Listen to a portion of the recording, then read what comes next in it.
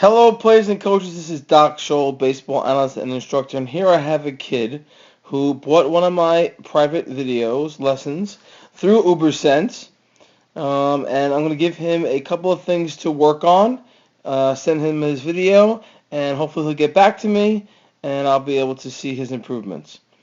Okay, one of the first things you have to remember is if I give you a bunch of areas to work on, I want you to do one at a time.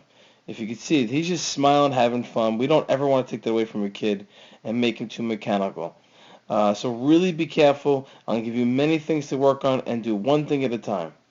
The first thing I'm going to share with you is very positive. And one of the things we talk about is your initial setup. And the initial setup of a player is to have that barrel sort of extending out to the opposite batter's box. So he's in a pretty good setup there. Often kids have the bat too flat. So let's look for that first. The next thing we're going to look for is at the load where his bat angle is. And I like that he's got his bat cocked in this position. We like it to be 90 from his elbow, and I think his is at 68 right now, which is not too bad for a young kid, but we want to get the bat angle to be more at a 90-degree angle, which we will see here. Okay, 90 about here. That's going to allow 89, 90, going to allow him to really explode through the zone. Okay, the reason why he's doing that, and one of my tips I want to say is, his hands are really far back. Let's see where he starts them. So he sort of has a little bit of a load. My first suggestion is maybe have him start his hands maybe just a little bit more up in this area right here. That's where I like to see his hands. And then he could bring his hands back into that load position. Because when your hands are so far back, as you notice, he's loading, and as he goes to load, he cocks it back a little bit too much. So maybe have those hands come a little bit forward. All right? And this is the number one thing. And I'm looking at many videos at this age, and the big thing they do is they cast their hands so far away from their body. If you notice, his hands come way out here, and he's throwing his hands. And what happens is, once his hands get to the zone, because they're so far away, he's automatically going to start rolling over his hands to leave the zone. And we want to make sure that the hands stay a little more tighter inside here. So what I want you to do, and I learned this from Rick Peterson, famous pitching coach, and I use his technique for hitting, I actually want you to tell your kid to get into the stance, and I want you to grab his hands, and I want you to take them and bring them closer to his body and drive through and allow that barrel to really stay through the zone longer. Because we don't want it to leave that early. We want to make sure that the barrel comes through the zone and continues out until it has to rotate. Younger kids have a tendency to rotate too early.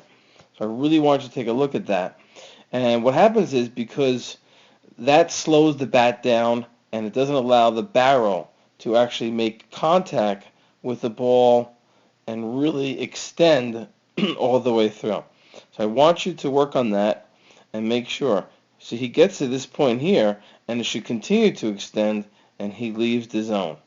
Okay, we want the force of the bat to go through the ball. So what I want you to do is even tell him, pretend you're going to hit a couple more balls out here and follow through. If you notice here, he leaves the zone. All right?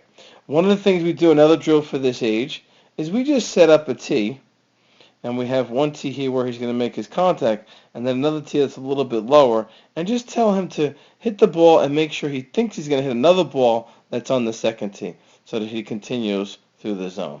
So that's a little tip too. So the number one thing is those hands too far away from the body.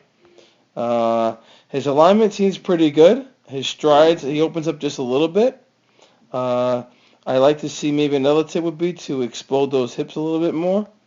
Right here, you'll see his hips, because they kind of step out, and he doesn't really get a chance to really drive and rotate. Okay, let's see, maybe let's go look at another swing, see if it's the same thing on every one. See how that backside's not driving through? I had a feeling that was going to happen. Because look at his back foot. When he goes to drive, he doesn't finish his hips all the way through. So I try to tell a lot of kids at older age, I want you to drive that back little hip flexor here all the way to the pitcher. Really drive it through. One of the things he doesn't realize that he's doing really well is he's staying behind the ball. We want to make sure we stay behind the ball when we make contact. Okay? The major league average is 70, so he's at 63 for a young kid. That's great. All right? So I've given you a lot of things to work on. I hope that I hear back from you. I would love to know where you're from, how old he is, and what state he's from. My email is doc2323@gmail.com. We'd love to hear from you. Any other questions you have. And I want you to remember to work on one thing at a time, because look at that smile. This kid's loving the game.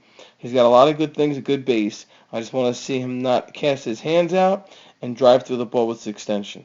I hope you enjoyed and look forward to hearing back from you. Thank you very much.